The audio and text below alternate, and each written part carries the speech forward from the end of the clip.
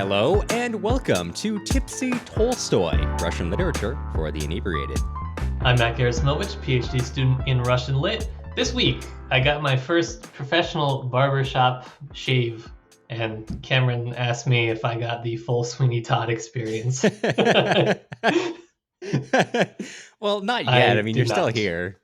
No one's eaten you in a pie yet. So, does Sweeney Todd only kill like the people? I've never seen Sweeney Todd. Yeah, me either. Which is why the joke was like a little lost on me. Like I knew the gist.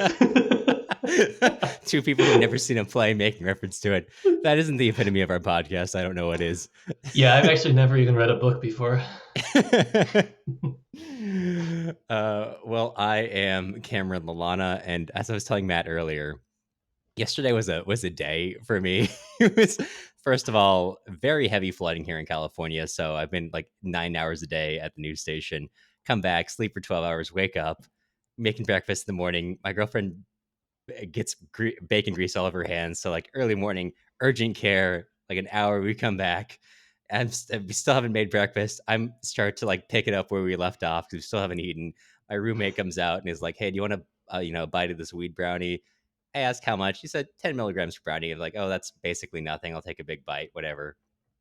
Turns out he was wrong. It was 10 milligrams per serving, of which there were 10 in the brownie. So he and I spent the rest of that afternoon just out of our minds. Like, it's good. And, well, my girlfriend was trying to do some work for her actual job. We're just like holding him as he's just like losing it. So it was but I did not come down until like maybe 10 p.m. I spent 6 straight hours playing Fallout New Vegas. Just running around playing, just no objective, just running around stealing things. And then that was capped off by this morning. We were like reading in a cafe with my girlfriend, and she was also getting into Fallout New Vegas. And there's a character who's based on a real life person, Mr. House, like an actor named Hughes, who Joan Didion, of all people, she's reading Slouching Towards Bethlehem, wrote an essay about him. And so she just keeps being like, "Wait, this guy's Mr. House," and she's like reading me sections. So it's like it's been a whirlwind of a weekend. Yeah. Anyway, I feel like we should change from last episode where California's slogan was the center of disaster. It should be Cameron Lalana, center of disaster. None of the disaster happened to you per se, but you were kind of in the center of it all. Right. Yeah. This apartment just creates its own. It's a vortex. Anyways, this is a Fallout New Vegas podcast where me and my good pal Cameron get to unwind from our week with some Russian literature and a drink or two. This evening, we are continuing our journey through Tolstoy's War and Peace. We're doing parts 1 and 2 of book 2, which, if you're not getting confused yet, just wait. Just wait. Wait. And after all this time reading War and Peace, you probably want to make sure you're getting the most out of your reading. We assume you're reading along. Otherwise, why are you spending so many hours listening to this podcast about the minutiae of the book? That's why you need to head on over to patreon.com/tipsytolstoy, where we're going to be posting a reading guide for each episode that includes quick commentary on major quotes and themes. Plus, once per month during this series, we're hosting a Patreon-only reading group to discuss everything we didn't get to discuss on the show. If you're not interested in Patreon but still want to help these lads out, you can leave us a nice review on Apple Podcasts or sign up for our email list on our website, tipsytolstoy.com. And Matt, I got to ask, and I won't keep bringing up the abstaining Akhmatova thing, because that can only go so many episodes before it gets a little grating. Just let's go for a regular plain. What are you drinking today? This episode, I am drinking a Well-Being IPA. This is a company that I believe, drank on the podcast before. I've definitely drank them in my personal life before. It is a non-alcoholic IPA, and it is really good. I'm actually really surprised at the non-alcoholic technology we have nowadays, which I guess we just call technology, but it's great. I think this is another opportunity for a podcast. One of the only, if not the only podcast where you're going to get some good non-alcoholic beer recommendations. That's right. And we could have a non-alcoholic beer sponsor should a Russian literature-loving beer company happen to be listening. Yeah, exactly. Although I will say, as I sent Matt this weekend, not starting this weekend, this week. If it's Budweiser, first of all, I saw an article of people drinking Budweiser for the flavor, like non-alcoholic No. Budweiser. And if you are drinking out Budweiser for the flavor, alcoholic or non-alcoholic, you can turn the podcast off right now. I'm sorry to report, because that's a horrible idea. But for everyone else who enjoys any other non-alcoholic beer, send us recommendations, and you are welcome here. Absolutely. It's just Absolutely. specifically the Budweiser people. I bring no pleasure in reporting that Budweiser is the first beer I ever drank and enjoyed. However, if you do actively enjoy it, I'm sorry. There's no saving you. There's nothing else we have for you that Yeah. we can do for you. Anyways, Cameron, what are you drinking? And please tell me it's a Budweiser. Sure. It looks like a Budweiser, like no, yeah, it does actually looks like a Bud Light, but it's not. This joke is going to land flat for all the people who are listening to the audio, not seeing the video, which you can also go check out our YouTube channel to see, all these videos on video. It's a cold torpedo, cold IPA from Sierra Nevada, which is frozen hops. I don't understand the technology. My sister works for Sierra Nevada. She gave me some beers. I think these ones are being trialed to see if they go to mass market. So whenever you listen to these, they may be in mass To market. They may see if not they be. will be executed or not. Yeah. Well, as I understand it, they give them to employees. Things are good enough. They give them to the general public. They're good enough. They go into production. So it's good. It's a solid one. I hope you can all enjoy this. Look it How up. does Maybe you can that buy testing process work? Like, I don't know if I liked it. Can I have more? it. Well, the employees first, and then if they want more, maybe the public wants more. If the public wants more, maybe the mass public wants more. That's I good culture assume. right there. Yeah, I love it. Let's talk about the reason for this podcast. Part 2 of book 2, part 1. It's parts Fine. 1 and 2 of War and Peace. I want every time we start recording, I make it a personal mission of mine not to make another joke about this confusing naming pattern, but it never comes out. There's nothing confusing about it. It's part 4 of our series, which covers book 2, which contains parts 1 and 2 that we're covering again on part 4 of our series. It's simple. Yeah, super simple. Before we get into talking about the fact this jam-packed part full of elements, is there anything you want to talk about before we get into it? No, this was just the thicky. There's nothing else to say about it. Every this was five chunk. Yeah, every 5 pages, something major happens in here. Yes. Okay, so let's kick it off. We are in, I believe, October of 1805. Nikolai has returned to Moscow in order from the battlefield. Recall last time that we had that major loss at Austerlitz. Nothing went according to plan. The French were far forward for where they were supposed to be, at least as the Austrians and Russians understood it, and some Czech understood it. Things did not go well. Total loss. Andre, left on the side of the road. Not going well. So now Nikolai's back in Moscow, and naturally after that major disaster, everything's going great for Nikolai. His family's happy that he's home. He's like this cool military guy. He's been, out on campaign. He was awarded the medal after being wounded. And so things are going pretty well for him. And his family is happy to have him there. So now that Nikolai is back, we have to take up our old ways. Now, keep in mind, before Nikolai left, Boris was in love with Natasha. Nikolai was in love with his cousin Sonia. And as he returns, he's noticeably colder towards her. And Natasha even pulls him aside and asks him to be a little bit more formal with her, because as he was gone, she didn't want to give him the impression, she being Sonia, didn't want to give him the impression that she expected him to marry her just because she's in love with him and he told her that he loved her. And so it's, not a big deal. Just give her space, whatever you want to do. And Nikolai says, well, great, my star's going up. I don't actually want to marry my cousin anymore. So that works out perfectly for me. Well, it's that, she's really hot and she loves him a lot. So that's good. But he's a young guy. He's got to go out and do whatever it is young guys do. So, she'll still be there in a couple of years, I guess. Yeah, exactly. So, Which is just a framing that is going to set us up for disaster in like 3 parts. Yeah, this part in terms of relationships, it's going to be a bit of a tough one. Probably going through. So as this is happening, also a feast is being set up at the English Club, which is the fashionable place to be, by Nikolai's father, Count Rostov, for Prince Bagration. Bagration is now being hailed as a victor in Moscow, even though they lost, because, well, they need someone to celebrate, and General Kutuzov is now out of fashion because he lost the battle. Keep in mind he was the only one who was protesting this actual plan, but he lost the battle. So now everything's going great for him. Things are getting ready. All these people are arriving. Of course, all the men are arriving to the club. We have all our major characters here. Nikolai's here. Pierre is here. Dalakhov. I think maybe even Denisov is there. Um, well, I don't know if he's there, but it's going great. The feast, people are having a good time. Bagration even has to come and read poetry, which he feels very awkward about doing. He's not entirely certain about the like the formalities here. He's just kind of like shuffled in and handed things which he reads off, and poetry and all these other things, which is a nice dinner. Not so much for him.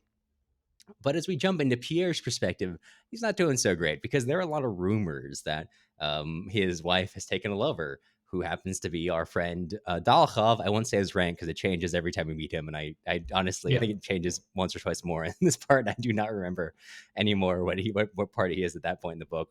And he's heard that Dalakhov is his wife's lover. And he is just like sitting in the chair, vibrating, not talking to anyone, is not happy about it.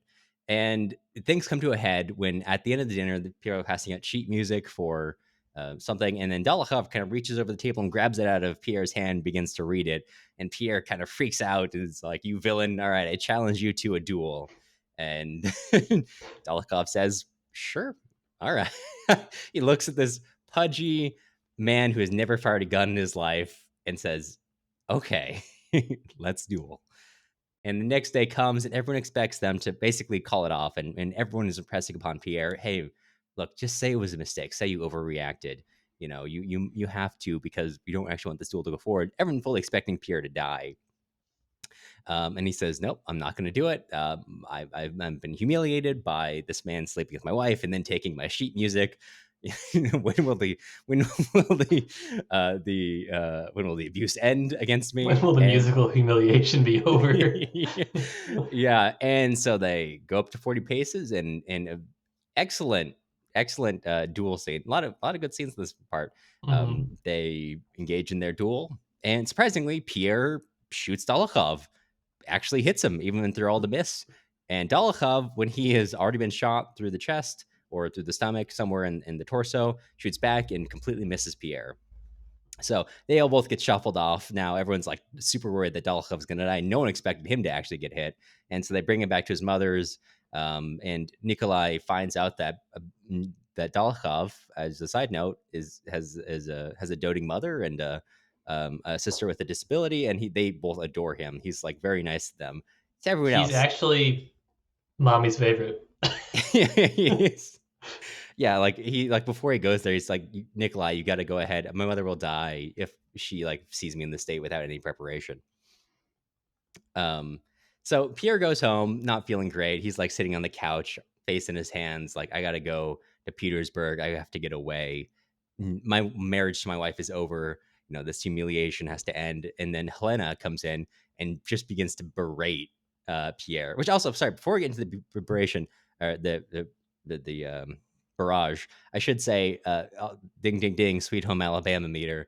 As Pierre is sitting there worrying about his wife, also he thinks about Anatoly coming over to see them and just like jokingly kissing her on her bare shoulders, and then her being like, "Oh, why are you getting so weird about it? It's just my brother kissing my shoulders." As you do. As you do. Just God, someone needed to hit Tolstoy with a stick. Um, So Helena comes in and absolutely lambasts Pierre. And she says, "You've ruined our reputation. You have made me a fool. A lot of women in my place would have taken a lover. However, I did not. I just liked his company because he's intelligent and funny, unlike you. Now you need to go and set this right." And Pierre says, "Just leave me alone. Take whatever you want. Our marriage is over." And he like takes off to Petersburg and just basically leaves her a lot of his estate, essentially, just to get that argument over with. Um, He's like just so rich though. mhm. Like incomprehensibly rich. Which we'll get to later more so. Yeah. Um, Yeah. so he takes off um, to go back to Petersburg, which is the last we'll hear from him in this part. And so from here we go over to the Balkansky estate. At this point, they've received letters from Kutuzov that Andre was lost. They did not find him among the French didn't count him among their prisoners. Keep in mind, Andre was captured, but just like left with a someone in the countryside because they thought he was going to die. And so things are down at the Bolkonsky estate. The father is totally just losing all of his luster. Maria is holding on to hope, but they're all, after a decision by Maria, hiding this truth from Lisa, the little princess, because they believe that she will not be able to take it. And this continues until the moment of that Lisa's going to give birth. And she goes into labor, and there's a whole bunch of ruckus and hubbub. In the middle of it all, Andre shows up on their doorstep alive. And they don't even have time to really reflect on that fact because Lisa's in labor. So they bring him to her. They see each other for a moment, and he goes away. She gives birth and dies. So going forward, we have. I told you we're not even like we're just getting into this. A lot of stuff happens in this part. But that one, like, it seems like it would be a major point, Yeah. if not for the fact that the narrative just really doesn't care for the little princess aside from her lip.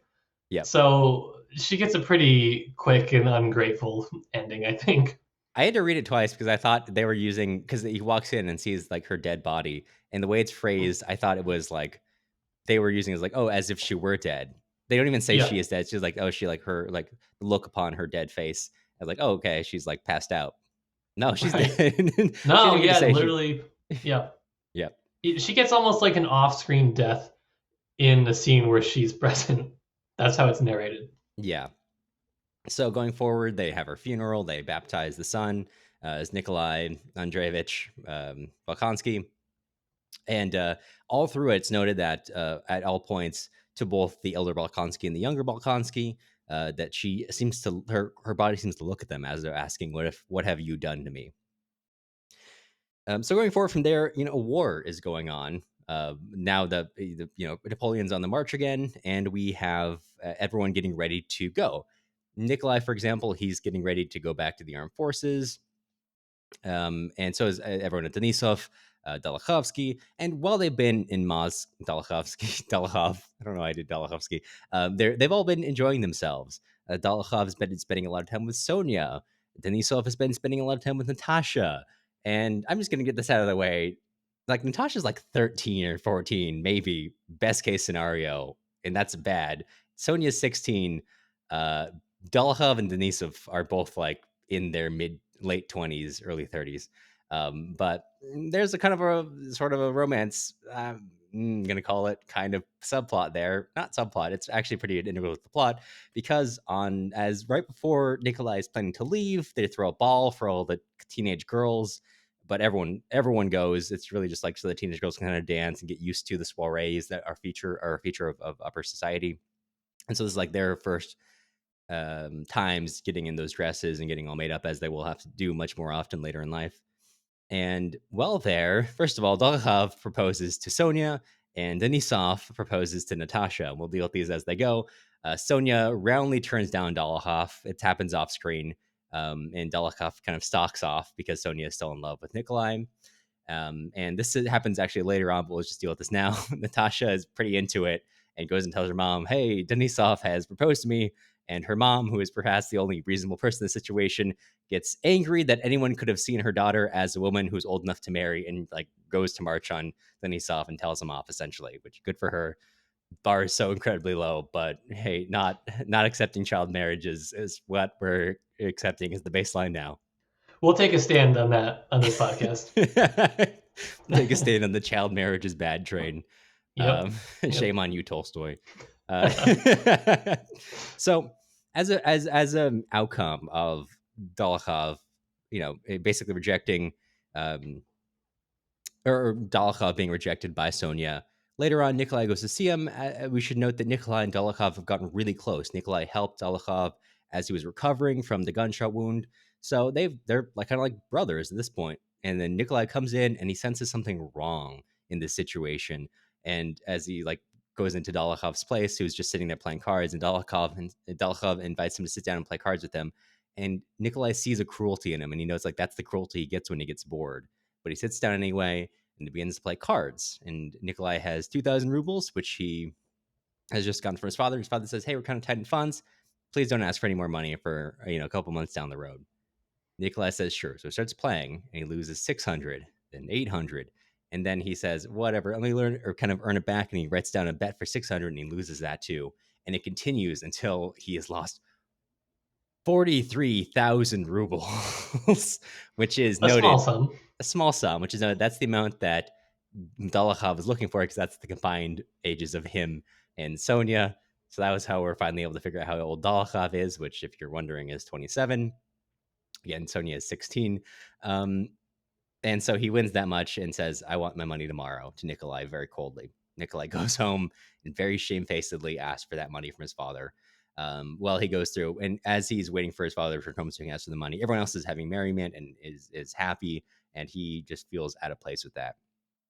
But eventually he does, and then the whole thing with Denisov happens, and that is more or less where we leave part two. Or sorry, part Or what? one of book two. Going into part You two. fool, you've fallen for it again. No, going to part two. Let's go quickly through this part because it's a little bit less granular, thankfully. But Yep. basically, in continuing his tradition of just getting pulled along into things, while Pierre is feeling down at a relay station waiting for a horse to go to Petersburg, he gets approached by a Freemason. He says he like talks him through his struggles, and Pierre is like, "Oh, I feel better after talking to you." And the Freemason says, "Here, here's a name, Prince Wilhelm. Go see him." I don't think it's Wilhelm. I think I'm just pulling that out from the Wilhelm screen, but it's something You similar are. to that. Oh, it's okay, perfect. It's like Wilarski, maybe. Okay, yeah, You know, Wilarski, it's something. I don't have my book with me. sure. You know, yeah, He's not. I'm recording without the book tonight because I got enough notes. That's how confident I am. There we go. I have notes here. I've written it down. Today I have them handwritten, so they're hard to see immediately. But so he goes to Wilarski, and then very quickly he goes from just chatting to this guy. Keep in mind, Pierre is an atheist to being inducted into the Freemasons.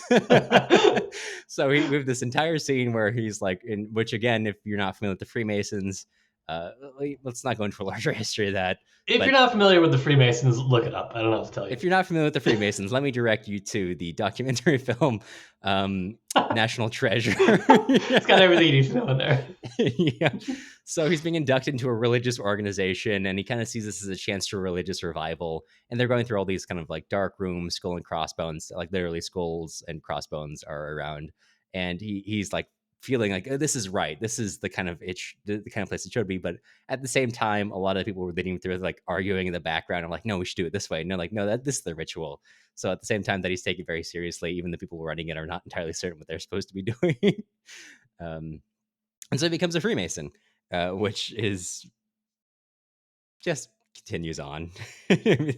We'll see more about that later on. So it goes from here to Boris at another soiree of Anna Mikhailovna and Boris Trubetskoy. He has now managed to work his way up the ranks because, as he reflects at one of the soirees that he's at, hey, I don't get why people don't advance quickly. All I'm doing is tracking down people who are really important and were really willing to give rewards for doing things to them, even if it's minor, like courier service. And then I advance in society and I don't actually need to work hard. Why doesn't everyone do this? In parallels that we've talked about previously with his mother, maybe mentioned that before, but it's pretty straightforward. So he's like the guest of honor at this ball in the soiree, and so he and Helena hit it It's off. And Anna Pavlovna's soiree, right? sorry, am I saying Anna Mikhailovna? You did, which would be Sorry, his I mother, right? wrong name. That's his mother. Okay, Anna Pavlovna. Thank you. Yes, yes. Anna Pavlovna's soiree. I have Anna Mikhailovna written down here. that's good. As you can see, a very good notes I've got here. But he and Helena hit it off is the important thing to note, and he begins to visit her more often. Now, while this is happening, we also have we also have Andre at the Balkansky estate. Ever since the death of his wife, he's become more and more concerned with his son, and kind of a switch has happened. Whereas the elder Balkansky, before Andre went to war, was all against it. Now the elder Balkansky has been asked to raise troops for a new campaign, and he's all for it. He's ready to fight, and the younger Balkansky does not. He will do anything it takes to avoid that. So he's just mostly focusing on his son and his estate. So, And he did well, almost die on the battlefield, so there is that. yeah, there is that too. His priorities are a little bit different, but he's hanging out in the countryside. Pierre, who is spent some time in his country estates, goes out and he's like, "I want to do good. I'm a mason now. Hey." women who have children, they shouldn't have to work. They can stay at home with the babies. We should have doctors in hospitals. We should have all this other stuff. And he gets major pushback at first from his people running his estates because they're not in a good state, really. They kind of basically, it's now being run by other people. And so he institutes all these things, and the people under him are like, yeah, we'll do that. And he goes on a tour and sees all these villages, and they all come out and greet him, and they're happy. And priests will come out, and he's like, it's so easy to make changes. Why doesn't everyone do this? And as the narrator notes, after he leaves, well, the most of the people who came to see him were not actually peasants. They were the rich ones, or, for example, and a particularly horrifying example, the priest who came to see him was actually all the like young children who he took for like people in holy service had actually been sold to the priest by parents who could no longer afford to keep them, and he was just kind of had them. And all the women who had to stay home actually now had harder things to do, and all this. So basically, all of his reforms have basically made things worse for people, which have all been hidden from him by smoke and mirrors, by people who want to make him believe that it's changed, and so he doesn't look too closely, so they can keep doing what they're already doing. And so after this triumphant tour of all his domains, he goes to see his old friend Andre, and they finally get back into discussing life, and they talk about the meaning of it. Pierre is now very God oriented, or a particular version, the Freemasons version of service, so to speak. Well, Andre is very much living for, as he says himself, and they get into talking about life and fate and evil, and their futures and death and all that. Pierre comes with him to dinner. They enjoy each other's company. Pierre leaves, and everyone's like, "Wow, we love Pierre." Even the elder Balkonski, who hates everybody, is like, I love engaging with him, with Pierre. He's such a good guy to engage with." Um, also, they also talk about during this peasants in the worst way possible. Whereas Andre, as a side note, I don't know if there's so much to discuss there. Says like, look, the same way that you and I need to do intellectual labor, we need to beat our peasants and send them into Siberia, because otherwise they won't know what to do with themselves. So actually, it's better for society if we're allowed to beat people to death. That's good. That's good. Yeah. From Hmm. here, we return to the battlefield where Nikolai, freshly lightened of 40,000 rubles, is now happy to be back in the campaign. But things are going very badly for them. They are like starving to death. Like fully half of their Hussar regiment is dying of starvation or disease. And they're literally pulling things out of the ground. Things are so bad that Denisov, who's with them, goes out and basically robs their own supply line to feed their soldiers, which leads into him being court-martialed and eventually he's shot in battle and said he goes to a hospital. And first of all, Nikolai goes to visit him a few weeks later and finds that the state's hospital is horrific. People are dying left and right. Basically, the living who are it's typhus has taken over the ward. So basically, the wounded are just being left to fend for themselves, die. The living and the dead. It's a horrific scene in this. This like is a very tough read, to be completely honest, both the starvation and the descriptions of death by disease. But then he goes to the officers and finds that they're all in good spirits away from the disease of the common soldier, and decides to take Denisov's case, who's being court-martialed still, up to the sovereign. At this point, the sovereign, Tsar Alexander, is meeting with Napoleon at Tiplit, and they go and to track him down and say, "Hey, look, Denisov, he deserves a pardon. He was just robbing them because we were starving to death." But the most important thing here is not him, obviously. It's the treaty that they are negotiating. We find Boris here is very close to the center of power now, very close to the sovereign. Nikolai asks from Boris for help in this town. Boris says, it's out of my hands, basically. So we wander around. Peace is declared, or at least an understanding is reached between Alexander, the Emperor of Prussia, and Napoleon. And now everything is good. And like, Nikolai feels a weird sense of walking around. He's all these French officers who's normally shooting at, just kind of walking around and debating each other. And even Napoleon even gives awards unto a Russian soldier. And as he's like watching that, Nikolai gets this weird sense of, well, what was this all for?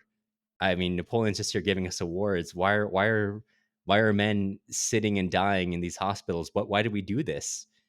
And he just doesn't know what to do. So he goes to a tavern. And he's kind of sitting there and hears someone um, criticizing Tsar Alexander's decision. And in that moment, he's dealing with all his thoughts that he doesn't like thinking about. He begins to yell at them and says, "Look, it's not our job to think about these things. All we do is we cut and we slash, and that's the end of it." And then someone else in the tavern says, and we drink. And he says, yes, and we drink another bottle of wine. And that is where we leave the end of part two. Putting down existential thoughts with wine. Classic. uh, wow, so much happened in this part. It was like seriously, every 3 pages, another major event is going on. I've skipped over some things here because this was maybe 117 pages and Yep. things happening. Yeah, they did. Is there anything in particular you want to start? I think we can start on the division between book 1 and book 2. I think that Sure. part of it was page count, of course. Yep. But I do think that there's a sort of conceptual divide that starts to emerge between 1 and 2. You get some mirroring that happens between the two. You already pointed to the sort of marriage plot, subplot, if you will, that you get that in book 1 and you get that in book 2. But you get a more mature, even though everyone's only like a year older, maybe 2 years older. I don't know. You get a more mature, I think, sort of sense of things. It's sort of the coming of age part because you have a lot of these moments, especially with Nikolai, where he's looking back and he's like, yes, I remember when I was a child, like a year ago. But you get that sort of detached perspective, like an adult coming back and seeing things that were familiar to them as a child. And so you get a lot of that in this part. And people change a lot. Like Andre changes a ton. I mean, his wife dies, his kid almost dies. Like you said, there's a lot that happens that propels people to act differently and change. And I think it looks really compact because we're dealing with a ton of different characters. And of course, you have to keep in mind that people really weren't living to be that old at this time. So most of your major life events were probably happening by the time you were like, I don't know, 30. Like, it's like, in okay life, you could do most of your things in 30 years. So yeah, a lot can happen in a year, as we see here. Right. But in terms of, let's say, quotes that I liked and maybe descriptions that I found particularly interesting, there are a couple things that are sort of expanded on or that you get to see a little bit more in depth. And a lot of these characters really get fleshed out because like I said, you start to see them as kids, basically, a lot of them.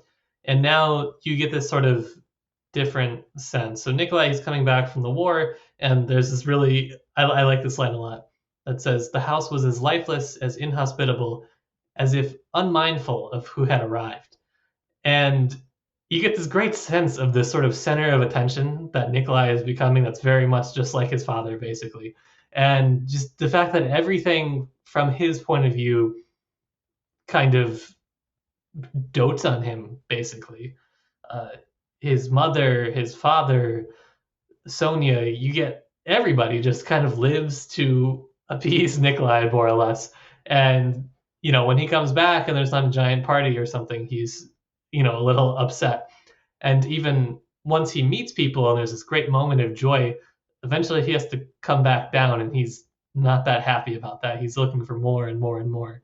And he's really just kind of a pleasure seeker, really. You're starting to see that kind of emerge. Mm-hmm. But I like that line about the house.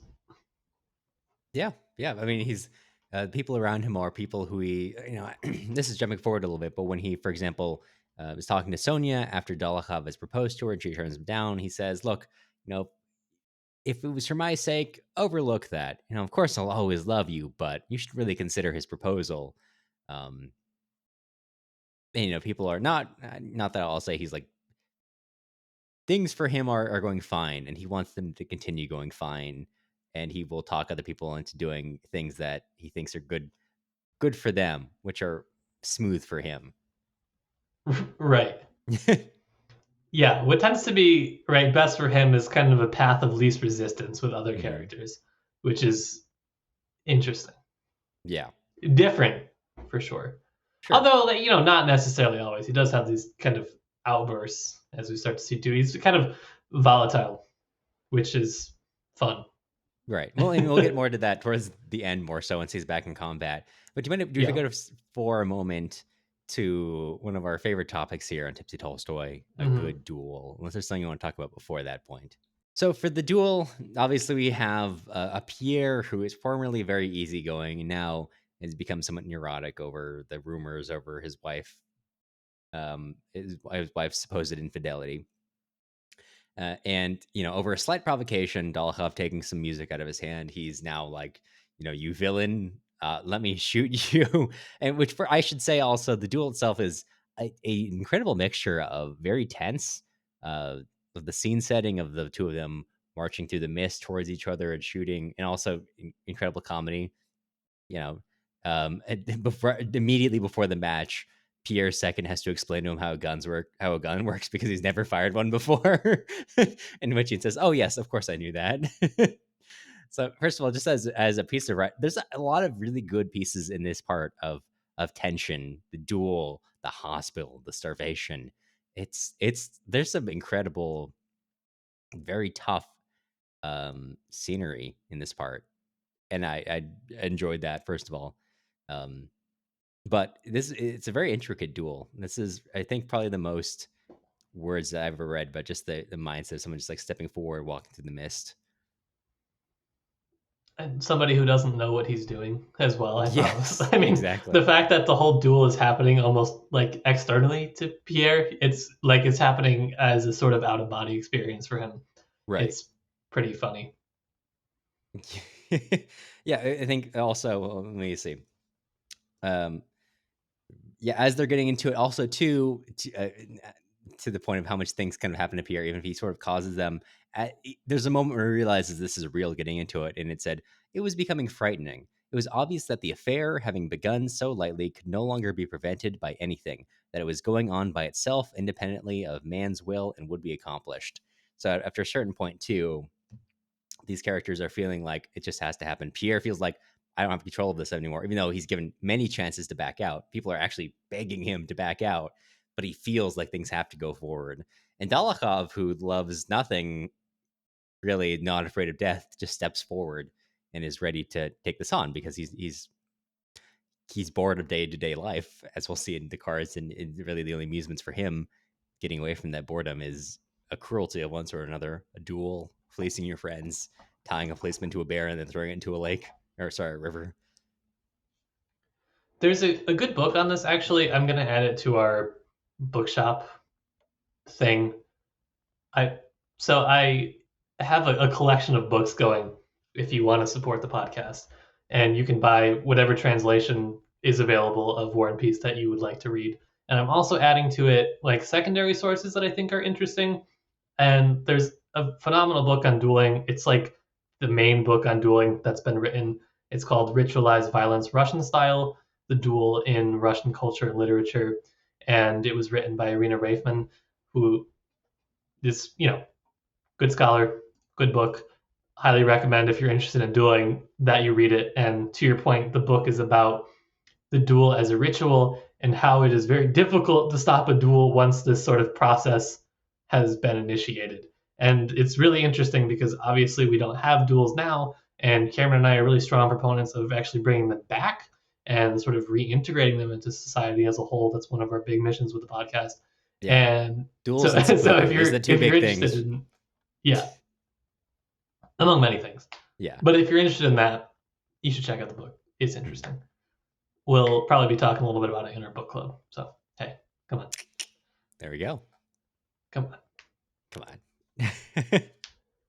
So But it is then, significant that it's a period in Russian history where dueling was not favored. It was not, you weren't supposed to be doing it. I mean, you were never supposed to be doing it, but there were times where it was like, wink, wink, please don't duel. This was like, you could really get in trouble for doing right. it. So That's it why does Pierre take some. leaves. Right, that's what I was going to say, right? So it does take Yeah. some effort for everything to get kind of hushed up, but it also is a motivating factor for Pierre to actually leave the city, and that kind of pushes on the gear of progress for him to become a Freemason, and it drives a lot of his actions in this part because it's very transitory for him. He's moving around a lot, which he previously, I mean, he was a broad and studied and whatnot, but mostly he was just kind of like sitting around drinking, so wasn't doing a whole lot. Certainly nothing good. No. So Yeah. the duel is obviously major, but again, it's like one chapter in this Yeah. giant book. 3 pages.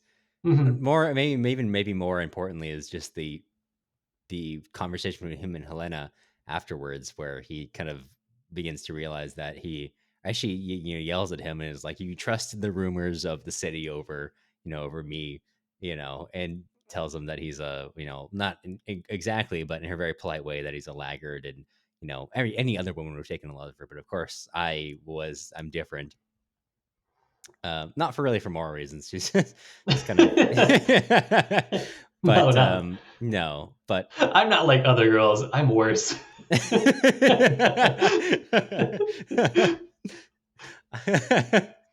Basically many what other she women would have says. taken a lover, but I'm a Karagan, and I've got an eye on the longer, on the longer gains. I do like, though, this is so funny. Chapter 6 is basically a Pierre retrospective where he goes back and he analyzes the whole situation. And instead of any sort of personal progress, consideration of wrongdoing, the whole thing ends with him saying, "Yes, my wife is to blame for everything. She alone is to blame," which just wonderful, just wonderful, really good. Just truly good. Yeah, It was no not notes always his really, fault. Yeah, but he does no need doing notes. the Masons to make it right. Yeah, but I mean, it's just so interesting to observe how this whole sort of thing is pushed forward without Pierre's wife speaking at all. This is just a conversation happening within Pierre's head, more or less, that he himself is stewing over until it just boils over. And that's, basically it. She has Yeah. no say in it. She has no conversation with him until basically it's all over.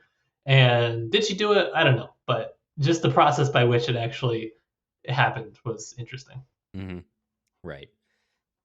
Yeah. So, God, that's parts 5 and 6. Oh my God, there's so much happening in this. Yes. Is there anyone in particular you want to jump to after this? I wanted to jump a little bit to childbirth. I don't want Sure. to hit on it too much, but I did want to note that this is one of the scenes that is kind of similar Hmm. to Anna Karenina. And there are a couple scenes written in War and Peace where you're like, oh, this is basically the same scene that Tolstoy writes and expands later. But there's really a longer and more drawn out childbirth scene in Anna Karenina. And of course, it's written from the outside, from Andrei's point of view, just being kind of confused and wondering about why there are these helpful. He's kind of wondering why there are these helpless animal noises coming from the next room, as he so eloquently puts it. And this is a very similar thing to the way that it's written in Anna Karenina. So if you're a big Tolstoy fan and you're reading both, this is a fun one, I think, to kind of compare side by side. Yeah. Because Yeah. why not? And Andre returns. He's got a son now, and he feels guilty over his wife, as Tolstoy elegantly puts it, Yes. and very delicately puts it. By every time he thinks of his wife, he thinks of her saying, "What have you done to me?" He But sees it in okay, her body. I actually do Okay. think it's well written. No, no, I'm sorry. No, Yeah. sorry. I don't need to. It's a little like it's hammered into your head, because it's not just in this part. It comes out later on. It's a refrain you'll hear as he like looks at her body, as he looks at her tomb. Sorry, I don't mean to say that's not. It is very well done, of like this reflection of her voice, obviously not really heard. It's his own worries over the relationship coming back to him. But this is where you see, I mean, naturally, it's where she dies. It's where you see the start of it, which will carry forward as he's raising his son, and as he's coming to terms with like the way he's living his life, especially once we come back to his later conversation with Pierre, and that really begins to stand forward. And he's as he That, begins to and like, then yeah, I feel like we have a lot of kind of cliche idioms to talk about guilt, like being eaten alive by your guilt, for example. But this is such a good way to describe it because he never says that Andre feels guilty, and yet it's consuming his thoughts. Because when they talk about how they built the church or the chapel or whatever they built over her tomb, and then they import the statue that he sees.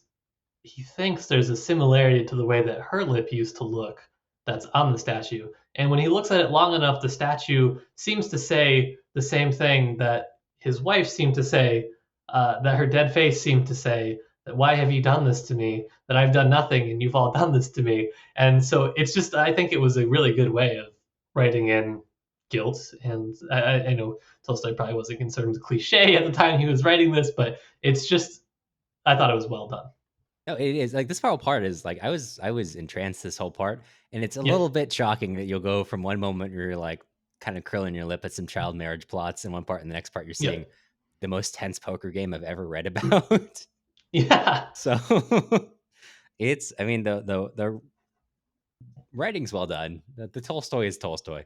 Tolstoy you can't get away from. That's the problem. No. But I do think that you bring up a good point, though, of cards as duel. And Mhm. we've talked about this on the podcast before. And I am certainly not the first person to propose this idea by any means. But this game of luck that they're playing Pharaoh again, I'm pretty sure. That's just what all the boys played back in the day. And it is literally all luck, no skill. I don't remember how it's played. It was explained to me once before, and I was like, that doesn't really make sense. And I still don't really Yeah. understand it. But all I can tell you with certainty is that it is a game of 100% luck. And the fact that Nikolai has lost so many times in a row makes me pretty sure that Delahav is cheating, or he is just so cursed by fate that he has lost 43,000 rubles, which I can't even imagine losing that many dollars today. Yeah. I cannot imagine what that was in like 1800 ruble, like that. So much. Yeah. So much. We should say, so the lead up to the card game again, like we mentioned, is Dalakhov falls for Sonia. He proposes to her. She turns him down off screen, and so now, and Nikolai doesn't realize anything has changed between the two. He knows, like, oh, he's kind of mad. Whatever. He approaches this card game, and as he enters, in like just an incredible turn of phrase, Dolokhov invites him to sit down for a card game, and he remembers as Dolokhov looks at him, Dolokhov kind of says, the only a fool plays a card game and leaves it to chance. So he kind of is looking at him in the back of his mind. He knows, like, well, he doesn't play to chance. He plays certainties. And as he's staring at him, it's noted Dolokhov no longer. Oh, sorry, that's later on. Rostov saw in him that Rostov saw in him that mood he had been in during that dinner at the club, and generally at those times when, bored of everyday life, Dolokhov felt the necessity of getting out of it by some strange, often most often cruel act. So as he's staring at me, like, sees this change coming over him, and he remembers that Dolokhov is enticing him inward, and it's just incredible writing. I gotta say, this is like, no, he said it was tense, but he's sitting down. You're sitting through, and he thinks he's lost maybe 10,000 rubles, and the narrator tells you he's actually lost 20,000 because he's just not even willing to really look at the scoreboard. He's so deep into it at this point, and so neurotically trying to earn any money back, and just Dolokhov, not even telling stories, just basically, this isn't said in the text, but after he's lost thousands and thousands of rubles, Dolokhov no longer listened or told stories. He watched every movement of Rostov's hands, and from time to time glanced quickly through his score. He decided to continue playing until the score grew to 43,000, which is the combined ages of him and Sonia, and then denies to Rostov that anything is wrong. He's just sitting there quietly, coldly taking his money. Yeah. It's a hell of a scene to read. Yeah, it's pretty maniacal, honestly. Yeah. Yeah. And I have to emphasize this again, because a 16-year-old wouldn't marry him. Yeah. Yep. You gotta do what you gotta do, I guess. When children won't marry you, you gotta fleece your friends. You gotta. Yeah. Two things on part two that I wanted to touch on. I think there's two major parts. The one of them is Freemasonry. The first of them is Freemasonry, and the second thing is the conversation between Pierre and Prince Andre. There are other things that happen. That's for a book club conversation. We're going to be here all night if we talk about every part of it, because they're not as important, I don't think, as these two things, but maybe you disagree. So, Freemasonry. Again, if you don't know a ton about it, it doesn't really matter because it's not really engaged with on like that deep of a philosophical level, but it's just sort of, they believe in equality of brotherhood. There's all these virtues that they talk about. There's a lot of ritual, and I don't really know how accurate the ritual in the book is. I would be curious if one of our Freemason listeners would let us know. I'm just assuming we have at least one. Sure. I mean, if they're taking over the world, like they got to have at least one person keeping an eye on us for all of those important things that we do. You'd hope. We don't. um, so the first thing is just Freemasonry kind of in general. I don't think this is ever confirmed. I think it may actually have been refuted, but Napoleon himself was rumored to be a Freemason. I'm not sure again if that's true or not, but it was very, very big in France at this time. And so naturally, it would be coming to Russia from, first of all, just the general cultural exchange from all the Russians that were studying in France. And then now you have the war where all of these French Freemasons were probably fighting in the war and they were getting, you know, it's just another means of cultural exchange, more or less. When you're not on the front line and you do have these times where the soldiers may be mingling, just more of an opportunity for ideas to spread and whatnot. So it's in Russia. Pierre, he's doing it. And the one thing that I wanted to highlight about Freemasonry and its relationship to Pierre is kind of how Pierre deals with these sort of philosophical systems more broadly.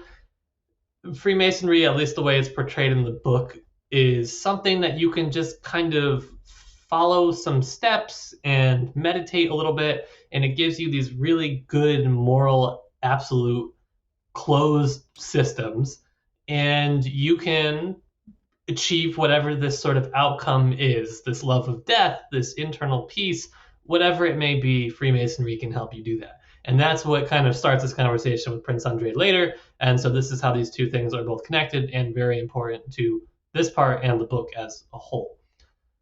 So Freemasonry is helping Pierre answer these questions that he's posing at the beginning. What is bad? What is good? What should one love and hate? What does one live for? And what am I? All these really big questions. However, after Pierre kind of departs from his Freemason friends, he talks about the fact that he feels that he thinks that he should be able to attain some sort of perfection, and he feels that there is a possibility of an active brotherly love among men. And this is what sort of sets him on his path, as Cameron was talking about, of helping his serfs and building new buildings and this sort of thing. And so Pierre eventually says that the meeting was over, and on reaching home, Pierre felt as if he had returned from a journey that had lasted for decades, that he was completely changed and had left behind his former habits and way of life. And we're going to see that this is absolutely not what happens for Pierre. And this is absolutely not what happens for Tolstoy more broadly. There really is no moral absolute to War and Peace, I don't think. And Freemasonry is just one of these examples that's going to work really well as a case study for this for Pierre later. And you're going to see as people sort of reach these moral heights, they really eventually come crashing down. And Pierre is going to do it a couple of times. But this is going to be a good thing because it's going to help him figure out what it is he needs to figure out.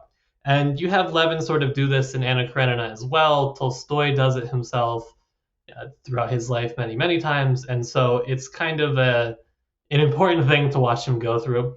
But you have to understand Freemasonry as a sort of absolute that Tolstoy is kind of putting out there for you to wrestle with. And fortunately, you don't have to wait that long because he gives you Andre and he gives you this conversation like almost immediately after in the same part.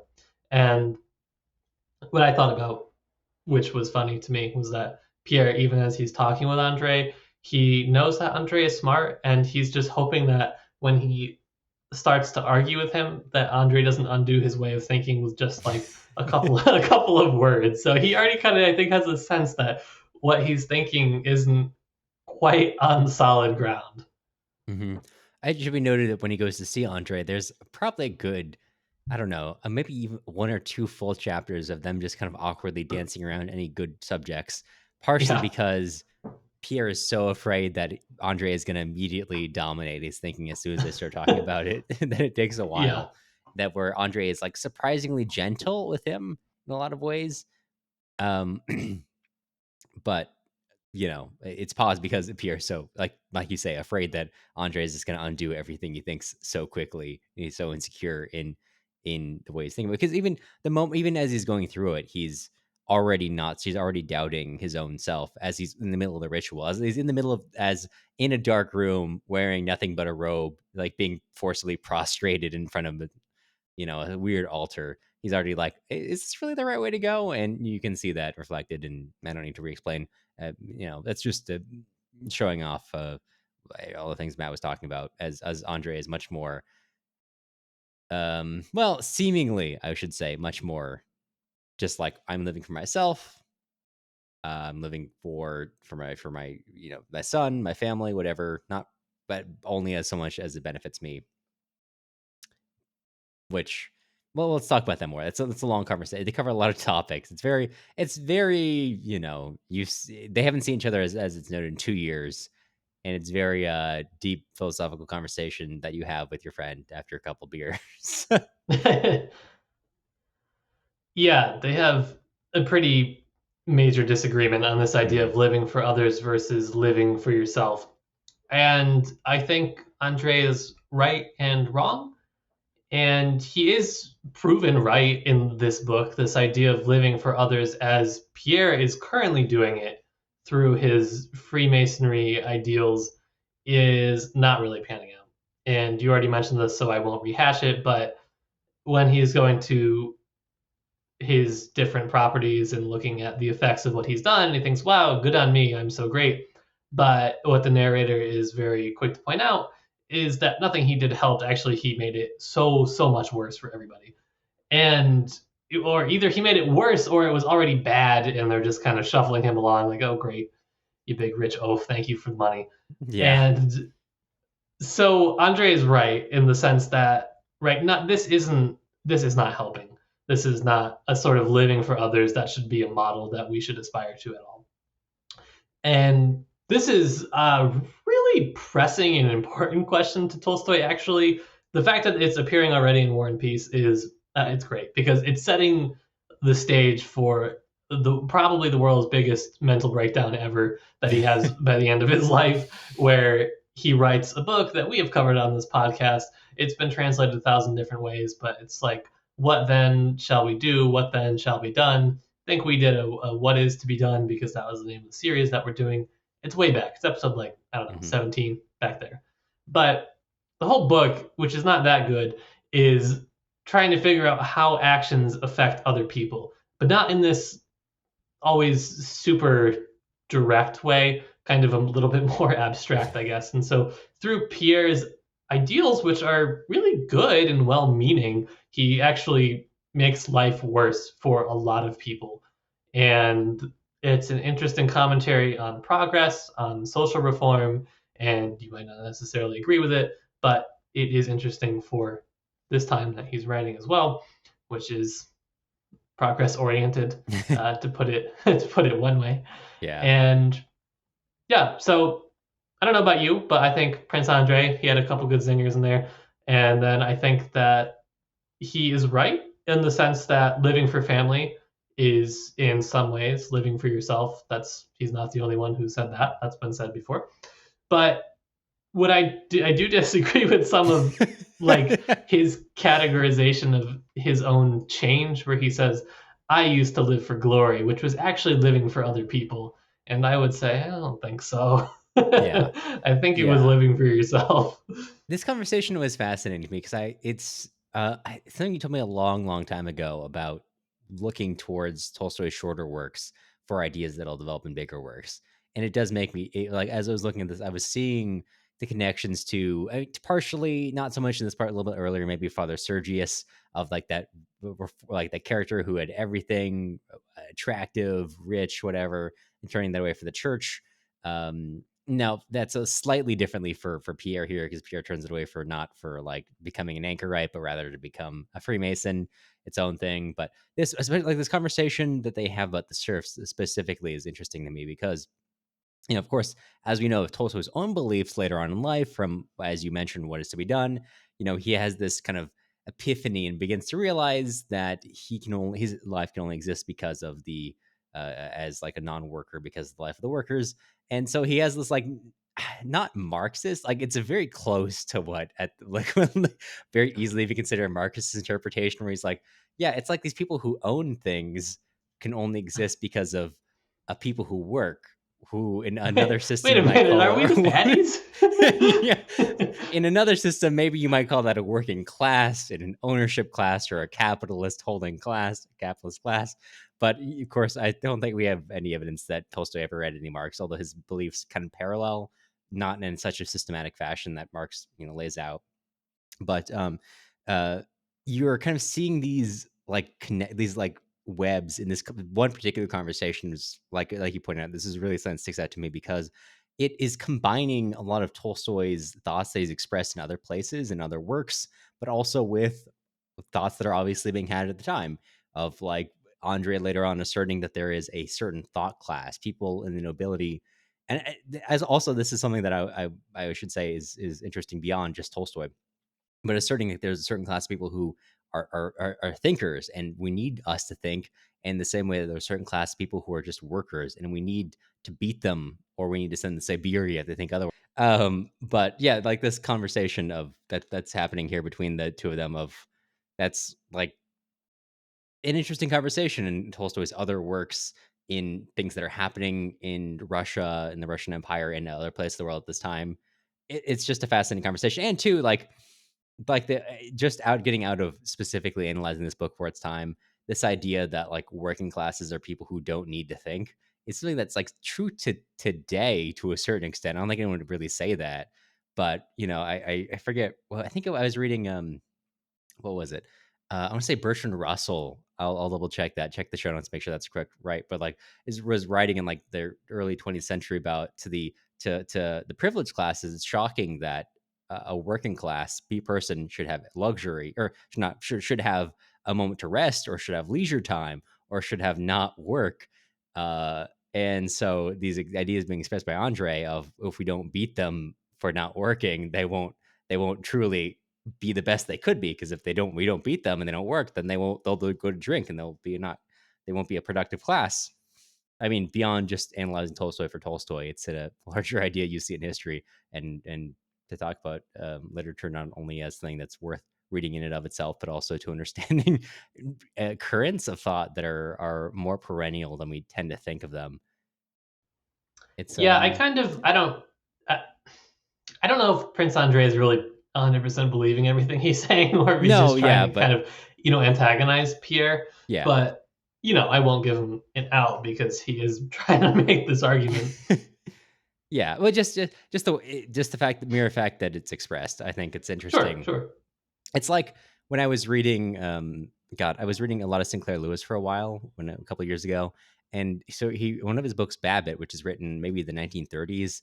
I remember this being like a really transcendental moment for me, because the beginning of Babbitt opens with this character, the main character of the book, arguing with his neighbor and being like, you know what, finally America, it's all out of order. What we need is a president with business sense to get back into America. And when I read that, I just like had like it's what was that, like the Raven, it's so Raven like moment of like flashing back to That's my so life of every Raven. time anyone has ever said America, to get it back in order, needs a business sense, realizing that like this sort of thought and this sort of people saying this has happened for like almost 100 years, probably more. That's, I mean, talking about this book, worthwhile examining in reference to itself and reference to its ideas it's trying to establish, but also like all of Tolstoy, it's worth reading. Also, just in a broader global context of attitudes, which are older than sometimes we think. Sure. I mean, that's part of what makes it a classic. Yeah, Think people don't always understand. Maybe that's like what differentiates, or can be part of what differentiates a classic. There you go. yeah. But anyways, But anyways, I think that's probably enough for now. there's so much of this part, and if you would like to hear more about it, we're going to be hosting our book club. Check our Discord for the dates, and I think show up, when this chat with episode us. comes out, you've missed the first month, but you could be in time for February's book club meeting. So It should get be on in our Discord, find out more. Get on based on our Patreon. based on You our got math. it. It should be in February, second month of releases. But we're not good at math, so Check our Patreon or our Discord to double check us. Well, before we totally wrap up, Cameron, I gotta ask you, on a scale from 1 to Yeltsin, how drunk are you? Having this is second 2.5 cold torpedoes. Feel good, feel strong. I feel a good Okay. 5.5%. I will say. Oh. Yeah. Do you think that the beer is going to go public I in hope it your does. business sense? I mean, well, like Sierra Nevada, their bread and butter is beers that are like 7 to 9%. So Mm. hope all their beers go public. But anyway, I gotta ask you, what is your zinger of the week? I forgot to pick one. I'm leaving that in the episode. Week 2. This is Yeah, how the it's zinger of the fine. week is going. I just control shift T'd so I can open up my last tab to figure out from my notes what I think. But this wasn't really a Not a zinger full. chapter. It was not as funny as the last episode we did. No, this one is sadder. It's much more harrowing, I guess.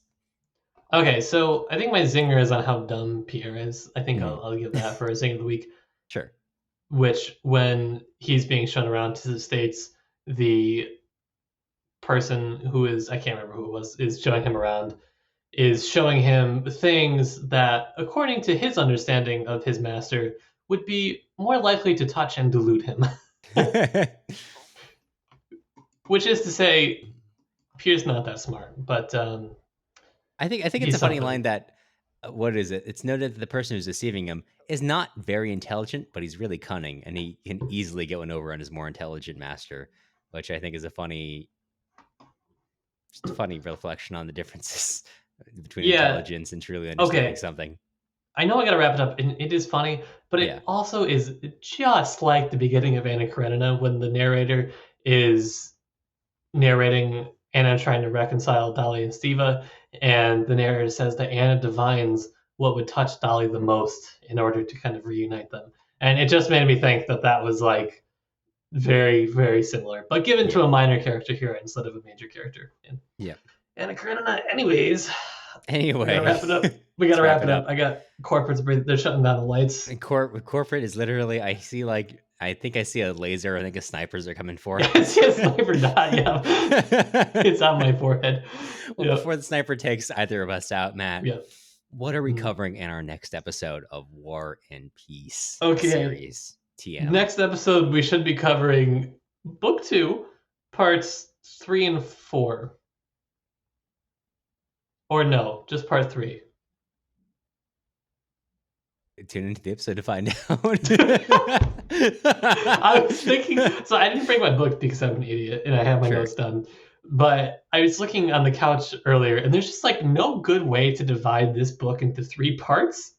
Like you'd have to cut it somewhere in the middle of one of the chapters, and I don't want to do that.